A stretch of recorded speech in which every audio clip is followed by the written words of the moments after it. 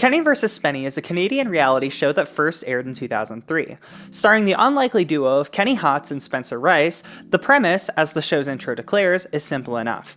Two best friends compete in a series of absurd challenges, with the loser forced to endure a humiliating punishment chosen by the winner. It's childish, ridiculous, and somehow years ahead of its time. Kenny and Spencer's friendship goes way back to childhood, thanks to their dads who were friends. But for all the years that they spent in each other's orbit, it wasn't until around grade 13 that they actually formed a bond. Quick aside, in researching this video, I just discovered that Canadians used to have a grade 13. Up until 1988, apparently Canadians had a 5th year of high school. Anyway, the two found common ground and their shared passion for film, specifically the production side of things, and before long they were working on a low-budget amateur film called Pitch. Released in 1997, the documentary chronicled their futile attempts to get a script produced, and while it may have gotten a few screenings, the reception was less than enthusiastic. I'm not gonna sugarcoat it for you guys, the movie idea featured in this documentary sounds fucking terrible. A comedy movie about a godfather that goes to the hospital for a hernia operation and accidentally gets a sex change? God, I wish that were me.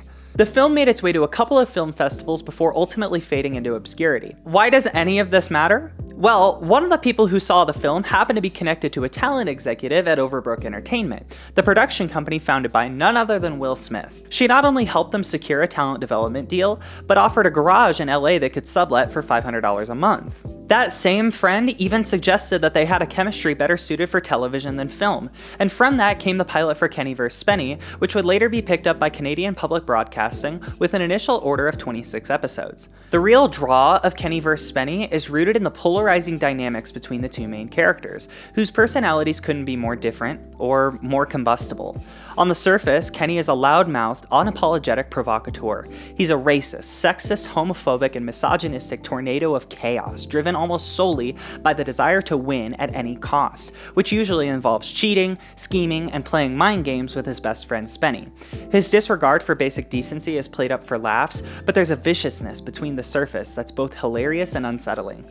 Kenny is the textbook definition of a bad guy, unfiltered, cruel, and completely comfortable with it. In stark contrast, Spenny presents himself as the well-meaning, albeit neurotic straight man. He's the kind of guy who genuinely believes that this show could be his big break, the one chance to prove himself to the world. Spenny's personality is a mix of earnestness and naivete. He's hopeful, docile, and convinced that his core values of kindness, order, and humility will somehow win out in the end. He's the type of guy who will go into a challenge like who can fart the loudest, thinking that he can change the world with goodness and virtue, even if he's painfully blind to his own shortcomings. His sincere desire to do the right thing constantly clashes with Kenny's chaotic, no-holds-barred approach to life. Spenny comes across as the quintessential good guy, the kind of person we'd root for, if only he weren't so naive. But here's where things get interesting. As you watch the two interact, both with each other and the world around them, you start to realize that what they're playing on camera isn't the whole story. Beneath the surface of these exaggerated personas lies something far more complex. For all of Kenny's outward offensiveness, he's likely a more genuine guy off camera than Spenny is. There's a realness to Kenny, an honesty about who he is. Even if it's wrapped up in an abrasive exterior, he doesn't try to hide his flaws, and he's unashamed of them. What you see is what you get. He's not the monster he appears to be on TV. In fact, off the air, you might find a guy that's actually sincere with a certain level of self-awareness. Then there's Spenny, who, as the show goes on, begins to reveal himself as something darker, a self-absorbed, narcissistic mess. Spenny is the classic good guy, with a deep, festering insecurity. Someone who wants to be liked, but can't handle the reality that he's not the hero he imagines himself to be. It becomes clear that Spenny is deeply unhappy, constantly driven by the need to maintain a public image that doesn't reflect who he really is. His moral high ground quickly starts to crumble when it becomes evident that his obsession with fame and personal validation trumps any sense of principle or integrity. He's desperate to prove his worth, but what's tragic is that he has no real talent or skills to back it up. He's a man perpetually running from his own self-loathing, with nothing substantial to offer except his own unrelenting vanity. And in this twisted partnership, having to share the spotlight with Kenny is Spenny's worst nightmare. He can't stand being overshadowed by someone who seems to effortlessly take center stage, no matter how vile or absurd their antics may be. For Spenny, every moment of the show becomes a contest not just of who wins, but who gets to maintain their fragile sense of self in the face of constant humiliation. What's supposed to be a lighthearted comedy turns into something much more uncomfortable.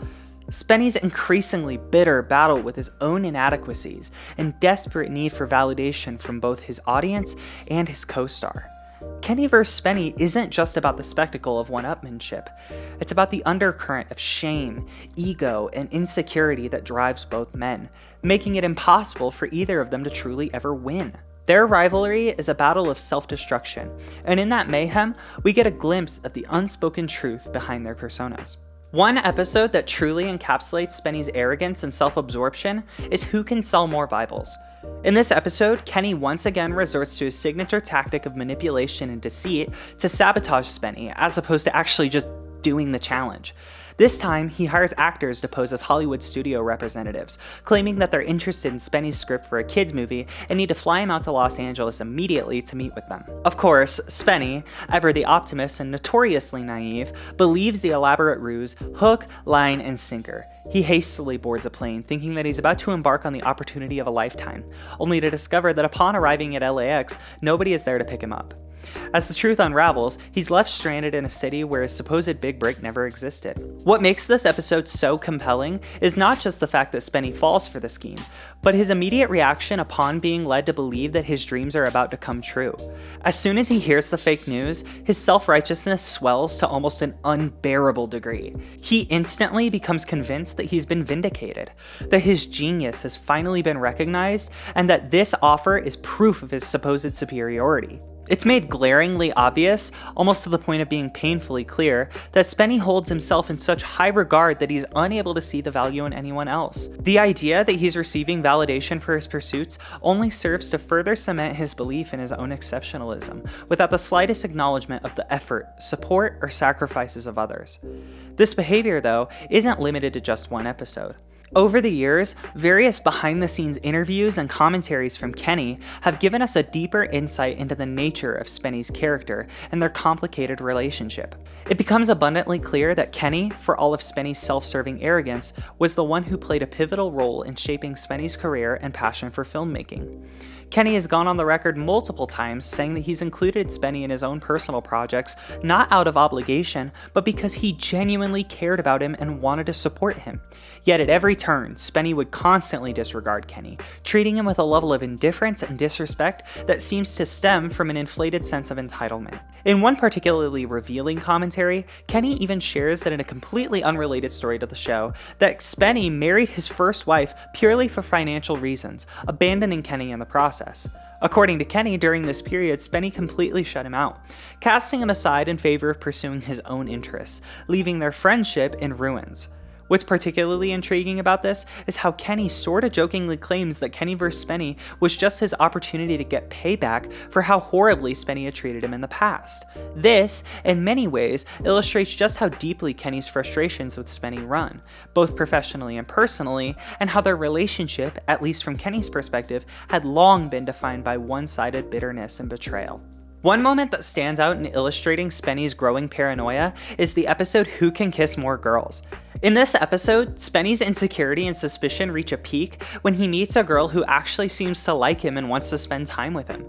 For anyone else, this might seem like a simple, albeit potentially awkward opportunity to connect with someone new, but for Spenny, it's almost too good to be true. He's so convinced that Kenny has somehow orchestrated the whole situation, so certain that it's just another one of Kenny's cruel setups, that he doesn't even hesitate before rudely dismissing her. He tells her off without a second thought, driven by the paranoid belief that she's simply an actor planted by Kenny to mess with him. Every time I watch this episode, whether it's the first time or every subsequent rewatch, I'm left in disbelief. I literally have to pick my jaw up from off the floor because it's almost too painful to watch. The worst part is, Kenny hasn't set anything up at all. This is just a real person, a girl who genuinely likes Spenny, and he completely blows it. Watching him self-sabotage like this, especially with someone who might have been the only person in a long time who could like him for who he is gut-wrenching.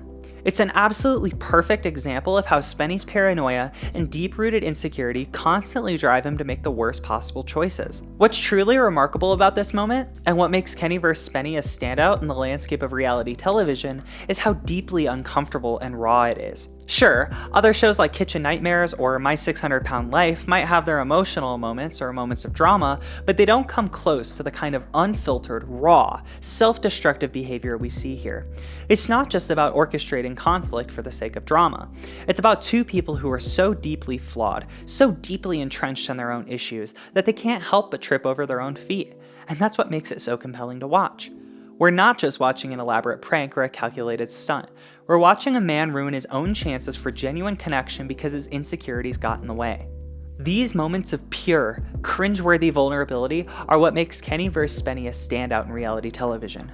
No other show can quite capture the awkwardness, the personal breakdowns, and the small but significant self-sabotages that happen here. It's reality television at its most uncomfortable, and in its own way, its most riveting. Something I find particularly illuminating are the subtleties and the interactions the two have with others. In the episode, Who Can Bone More Women, it's excruciatingly clear that Spenny makes women uncomfortable as he desperately pushes and connives for these women to have sex with him out of pity. This, in stark contrast to Kenny, who, for how mild-mannered and womanizing he tends to be, seems to have the girls a little bit more at ease in his presence.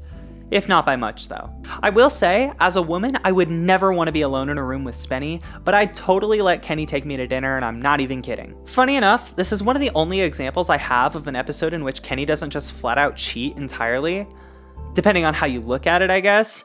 Kenny does secretly hire a trans woman to serve as a plant to distract Spenny, which in turn costs Spenny the competition because whereas he does have sex with her, it doesn't count because this is the mid-2000s and she's not considered a woman in their eyes. You know, I wouldn't be the first to admit that some of the humor in Kenny vs. Spenny has not aged particularly well, but even with that, there are still so many moments in the show that are so outrageous and genuinely hilarious that it cracks me up even thinking about it. With that being said, it would be disingenuous to ignore the fact that the show is packed with edgy, often offensive humor, and if that kind of thing doesn't sit well with you, you're probably not going to enjoy the show. Now, I'm obviously not fond of racist, sexist, homophobic, transphobic, or ableist humor, but there's something about the sheer absurdity of what's happening in Kenny vs. Spenny, particularly given the ridiculous scenarios the characters find themselves in, that allows it to work. There are moments in the show that I honestly don't think could ever be replicated today. A great example of this is in the episode Who's Funnier? In this challenge, Kenny decides to fake a letter from the Ministry of Health informing Spenny that he might have HIV, all in an effort to psych him out and win the contest. Naturally, Spenny completely loses his mind and starts sobbing in Kenny's arms, losing sight of the fact that they're supposed to be filming a TV show. Spenny gets tested but won't get the results for at least a week. Undeterred, he decides to go ahead and perform his stand-up routine, despite being completely consumed with the fear that he might have HIV. What follows is pure misery. He steps on stage, breaks down in front of the audience, abandons his set, and confesses to the crowd that he had unprotected sex and might have HIV. He then stumbles off stage in defeat, utterly crushed. Only then to immediately show the next comedian who walks on stage and opens with, last week I had unprotected sex with him. It was fucking hot. The timing is so perfect, it's almost painful. It's one of those moments where the sheer absurdity of it all makes you gasp for air between laughs. This episode highlights exactly how Kenny vs. Spenny thrives on its dark sense of humor, unapologetically pushing the boundaries of what's socially acceptable. It knows exactly how uncomfortable certain topics are and uses that discomfort to build an incredible tension that leads to moments of grotesque comedy. Spenny's self-inflicted humiliation on stage is already unbearable to watch. His emotional breakdown, his fear, and his panic confession create a perfect storm of cringe. But then to have this random comic casually walk on and completely deflate the situation with one line, it's genius. The contrast between Spenny's raw vulnerability and the comedian's flippant remark is gut-bustingly funny. Now you might feel bad for Spenny. And sure, Kenny's prank is malicious, and deceiving your friend into thinking that he has a deadly disease is pretty messed up, but Spenny's reaction is what makes this moment so rich. Instead of showing any kind of self-awareness or responsibility, his first instinct is to blame the girl that he last had sex with, saying that she was such a skank. It's a classic Spenny move, shifting the blame and refusing to take responsibility for his own decisions. He chose to have unprotected sex with someone he clearly doesn't respect or trust, and yet plays the victim. This selfishness, that inability to confront his own shortcomings, is what makes him so pathetic and ironically so funny. And as the audience, we get to watch all of this unfold, fully aware of how deluded and self-absorbed he is, which just makes the whole thing even better. On the flip side, I do want to be transparent and admit that there are definitely times when the humor in Kenny vs. Spenny doesn't quite hit the mark. And I'm not sure if it's because I'm watching these episodes nearly 2 decades later, or if the humor just wasn't that great to begin with, but there are definitely moments that make me wince. There are certainly many high points, but there are also some jokes that just don't stick the landing. They feel outdated or even offensive now, and it's just hard to overlook them. Look, I'm not here to defend this show's offensive humor. That would be a waste of time. It's pointless to attempt to defend something like South Park's edgy humor, which is purposely made to get a rise out of its viewers. We know it's offensive and dated, and I'm not saying anything against that. I'm just saying that if you can look past some of the poorly aged parts, you will be very pleasantly surprised. Ultimately, what I think makes these edgy moments stand out is that they don't align with the show's best qualities. The humor works when it's absurd, outlandish, and pushes boundaries in a way that's more about ridiculousness than offending people. Those moments kind of give off the vibe of that one kid in your high school that would always just try to say the edgiest thing that he could think of to try and make people laugh, but instead just came across like a total weirdo. When the show leans into stereotypes with no real thought or effort as to why it's doing so, it misses the mark completely. I still love the show overall, but moments like these remind me that, even in a series I really enjoy, not everything is aged well. As you watch the show, it becomes increasingly obvious that the off-color jokes made by Kenny are as a character on a TV show, playing his part to infuriate Spenny, who attempts and always fails to come off as the morally superior white knight. To this day, fans continue to debate the authenticity of certain moments, but given that Kenny and Spenny have maintained these personas on and off camera for decades before and after the show, and that the cast and crew have consistently maintained that very little was altered for television, I think it's best to just suspend your disbelief and take the show at face value. My favorite episode, titled "Who Can Wear a Dead Octopus on Their Head the Longest?", starts off innocently enough, if not just pretty gross, and quickly devolves into utter madness when Kenny laces Spenny with LSD and convinces him that the octopus is poisoning him. I won't spoil the rest because if you haven't seen the show, I'm begging you to watch it. Some of my favorite episodes include First One to Get a Boner Loses, First Guy to Touch the Ground Loses, Who Can Drink More Beer, Who Can Stay Tied to a Goat the Longest, and Who Can Keep a Dump in Their Pants the Longest. However, a simple Google search will help you find what episodes are preferred among fans and which ones to get to after you find yourself utterly addicted to the show and start scraping the bottom of the barrel. Again, if you've never seen the show and it sounds like something you might like, you have to give it a try.